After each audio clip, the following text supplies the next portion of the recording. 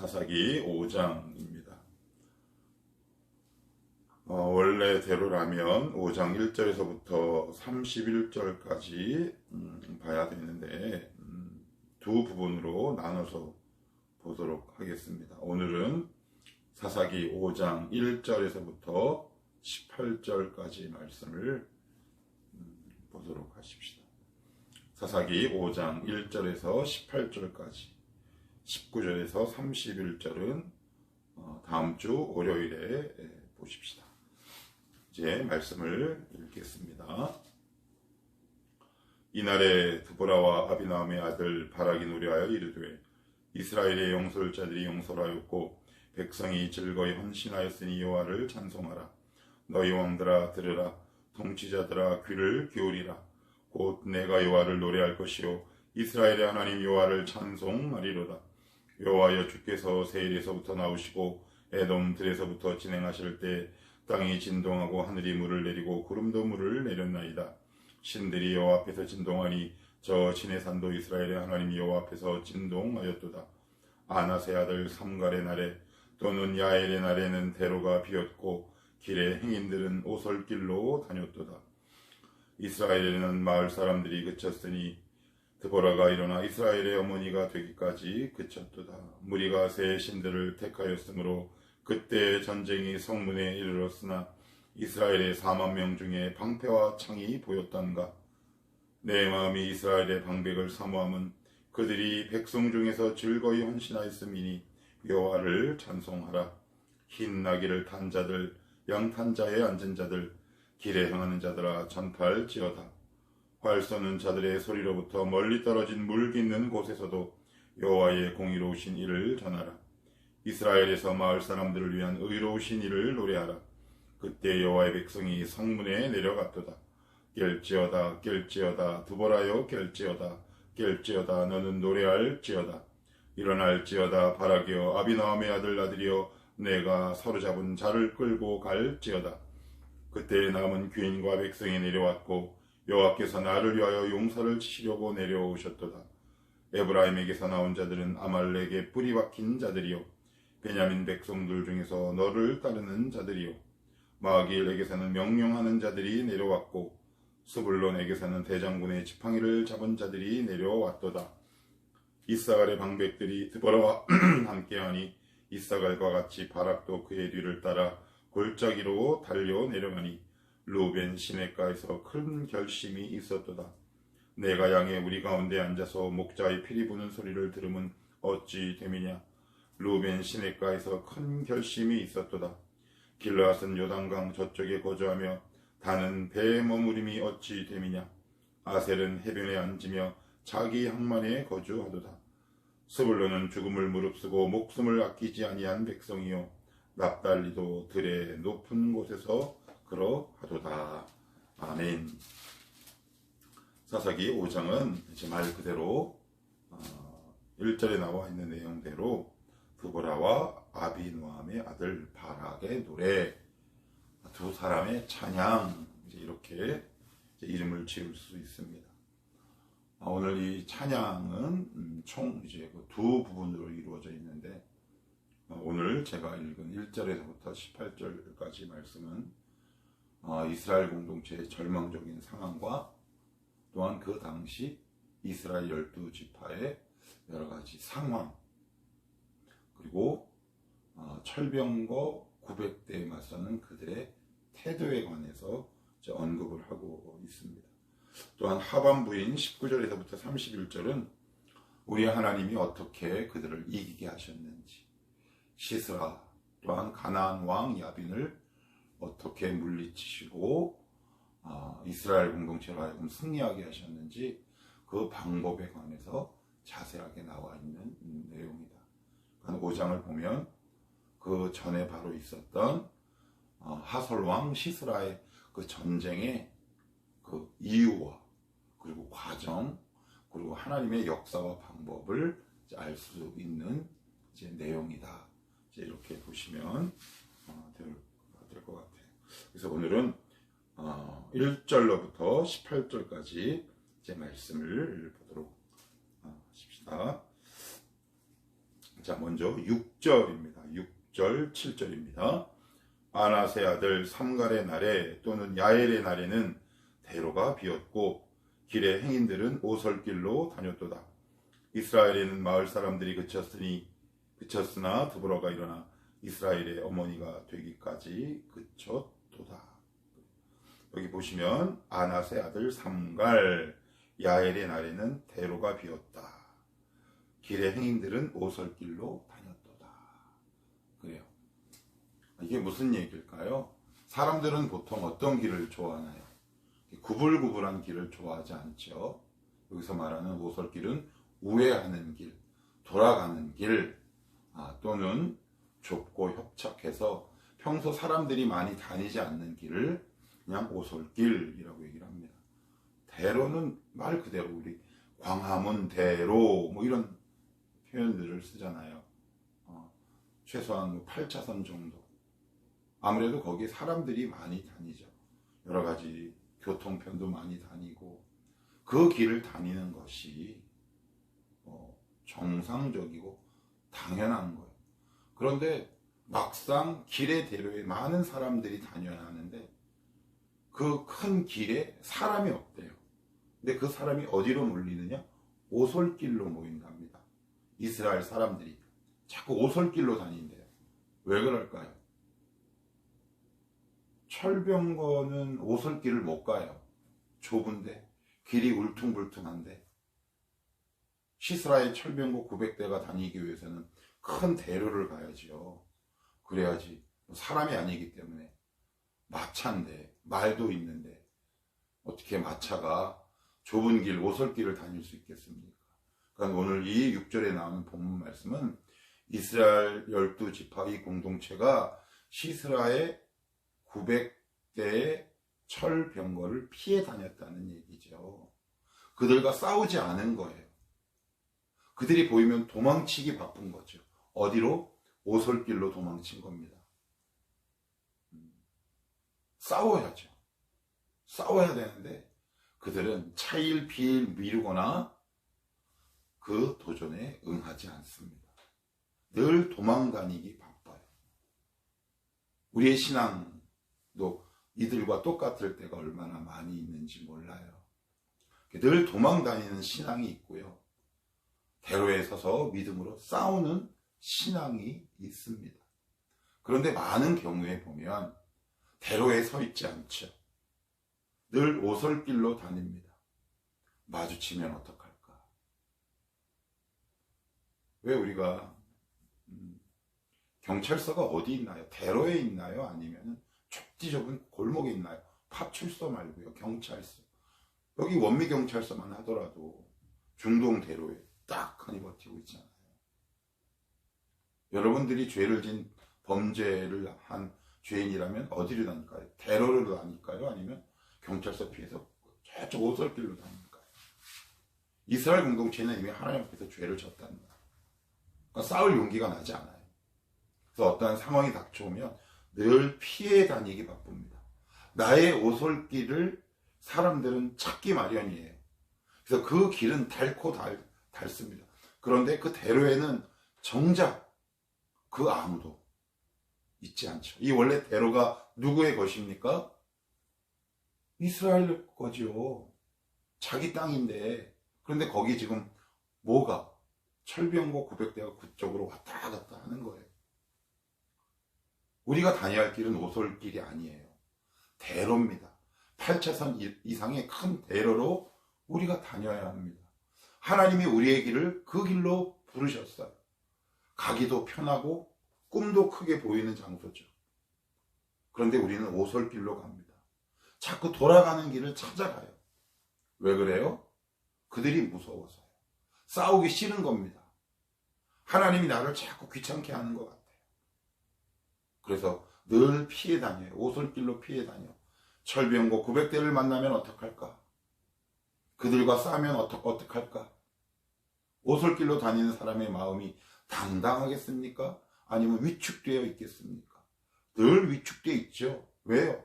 만나면 죽는다 이렇게 생각하는데 당당하게 양 어깨를 딱 펴고 걸어갈 수 있겠습니까? 눈치를 보는 거죠. 그래서 늘 평소에 자신감이 없어요. 왜 그래요? 대로로 나오십시오. 하나님 우리에게 주신 길은 오솔길이 아니라 대로입니다. 대로. 그런데 많은 사람들은 오솔길이 좋은 길인 줄 알아요. 왜 그럴까요? 많이 다녀버릇해서 익숙할 뿐이에요. 왜 사람은 적응하는 동물이라는 표현도 있잖아요. 그 길을 계속 다니니까 그냥 내 몸에 익은 거죠. 내 습관이 딱 내 몸에 배인 거예요. 그러니 그 길이 편한 것처럼 보여요. 그런데 대로를 한번 다녀보십시오.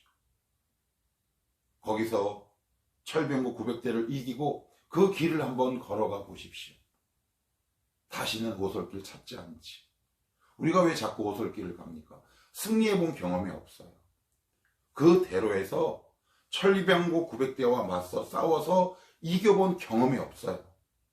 그러니 오솔길로 피해가는 겁니다. 얼마나 고단하고 피곤한 인생입니까? 기쁨이 있겠습니까? 거기에 자유함이 있겠습니까? 그런 일은 애시당초 발생하지도 않고 일어나지도 않지요. 우리의 신앙을 점검해 보십시다. 하나님께서 내 인생길에 대로를 주셨는데 하나님 저는 자꾸 오솔길로 갔군요. 근데 우리는 하나님 앞에 이렇게 이야기하죠. 시온의 대로를 열어 주시옵소서.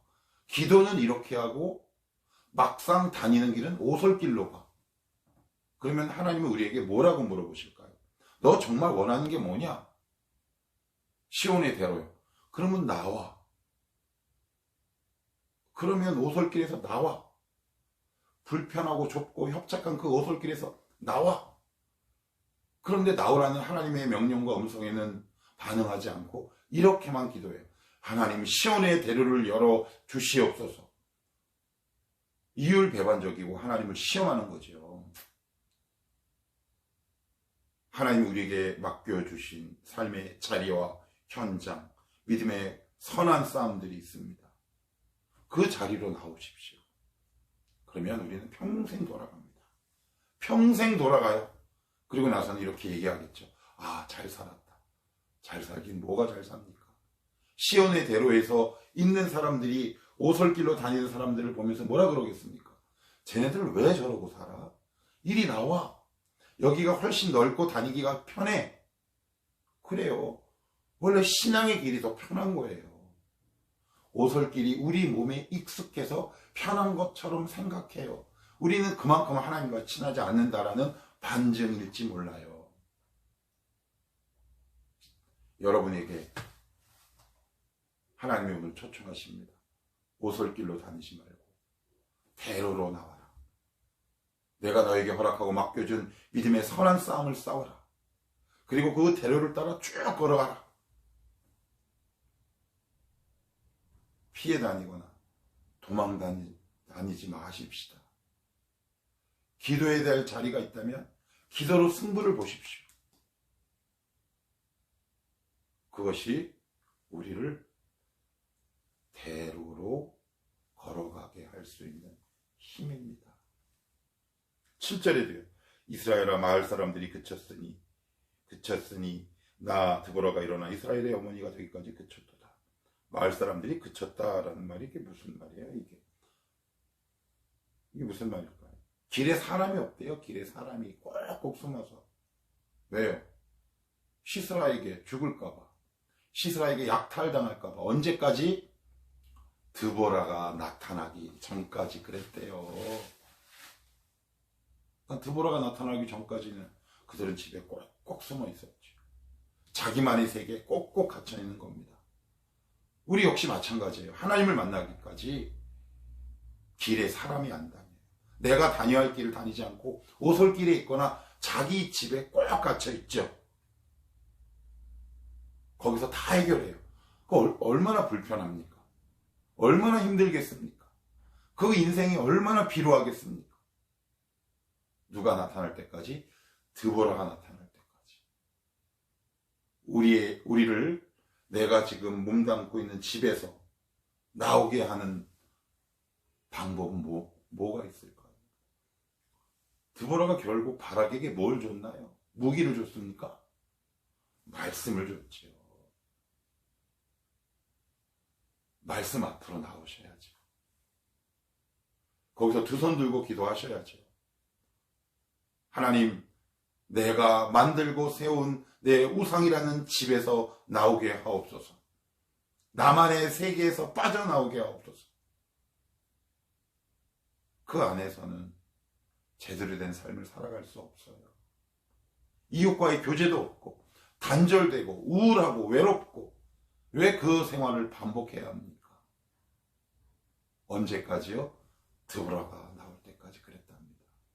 참 비참한 이야기예요. 이스라엘의 영적 상황을 굉장히 솔직하게 보여주고 있는 표현이다. 이렇게 보시면 좋을 것 같고요.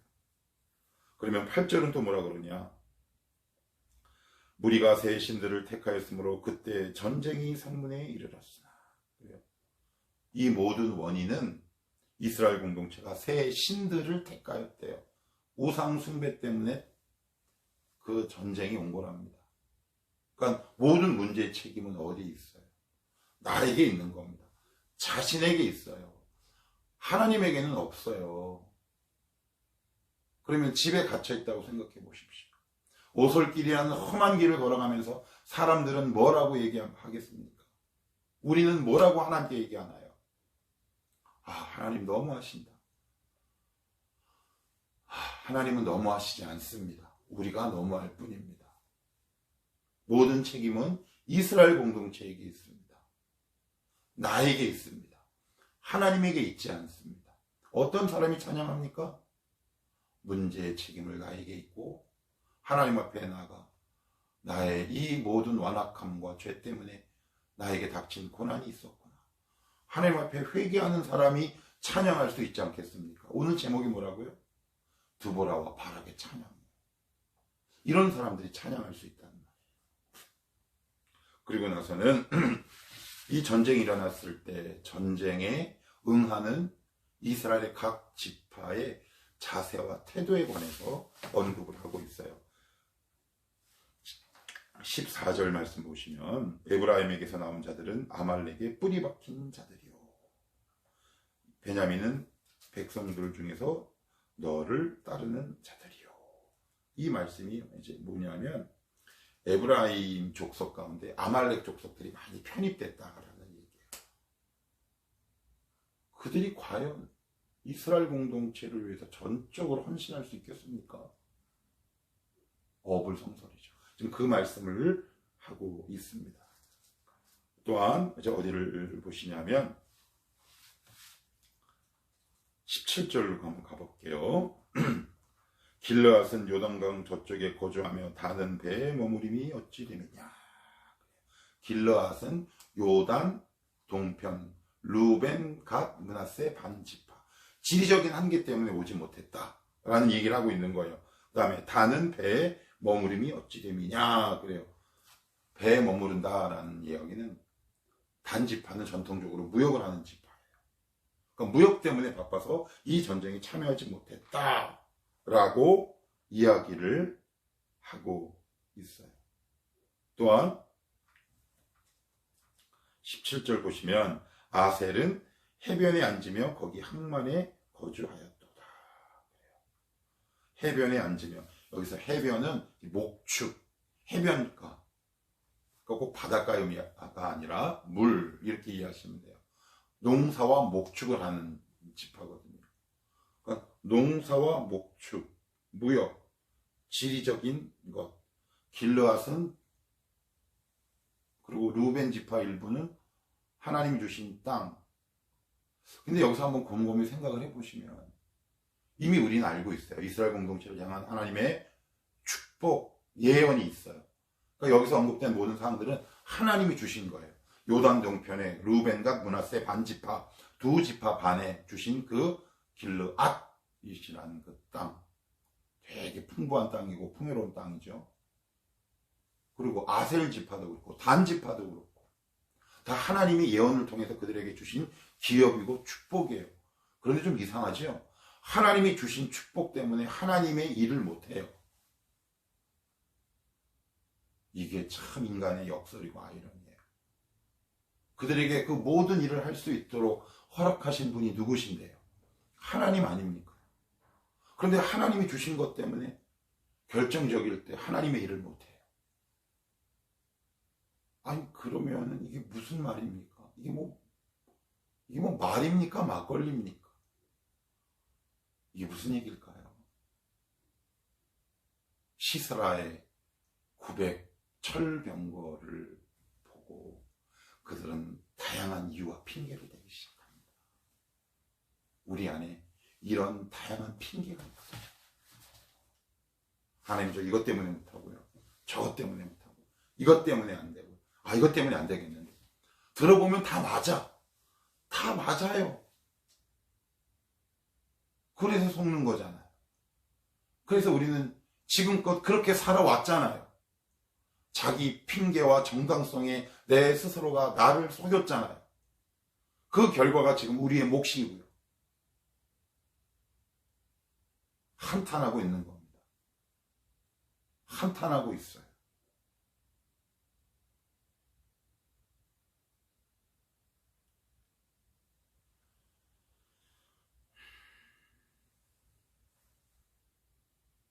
그러면서 18절은 이렇게 얘기합니다. 스불론은 죽음을 무릅쓰고 목숨을 아끼지 아니한 백성이요 납달리도 들의 높은 곳에서 그러하도다. 오직 스불론과 납달리만 온전히 헌신했어요. 온전히. 그들은 어떤 이유도 찾지 않았죠. 이 전쟁이 우리 이스라엘 공동체의 운명을 쥔 전쟁이구나. 전쟁할 때 모든 기간 산업이 군수 물자를 산업하는 그걸로 다 변하는 거 다 아시죠? 우리의 생필품을 생산하는 모든 시스템이 군수 물자를 생산하는 시스템으로 전환이 돼요. 그 얘기입니다. 신앙은 전심전력하는 겁니다. 시간이 남을 때 하는 게 아니에요. 그러면 우리는 평생 오솔길로 다닙니다. 우리는 늘 집에서만 머물며 살아갈 수밖에 없어요. 청년들이 집에서만 머무는 사람을 뭐라고 그러는 줄 아세요? 옷 닦고라고 그래요. 옷 닦고.